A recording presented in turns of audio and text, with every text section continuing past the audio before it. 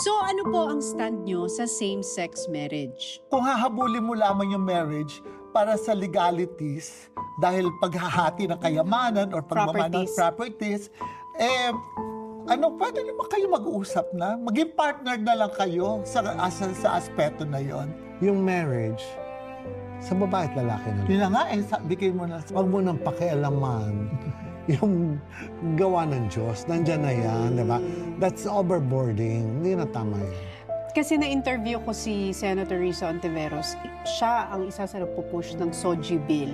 Kayo, At ako rin ang nagpatigil ng Soji Bill. bakit, Mother Ricky? Nang sinabi ko, miski anong gawin sa mga bakla, bakla pa rin yan. Ako naman, sige, bigyan ng karapatan, bigyan ng puwang sila sa lipunan.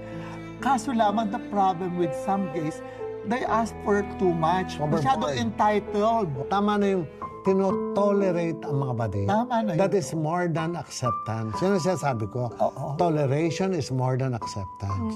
Because ang kaharap mo, hindi pare-pareho.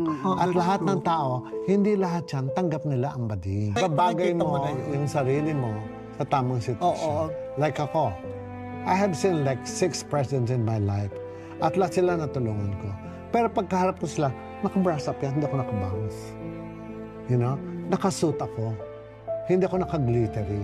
Pero pagkakabadingan, kapag pakabading tayo. Kaya naka-glittery ka ngayon, naka-Versace Ay, dahil bading ang kasama ko. Di ba? Dahil bading ang kasama ko. So, ganun pala Kumbaga, yun. itatama mo yung sarili mo sa tamang lugar.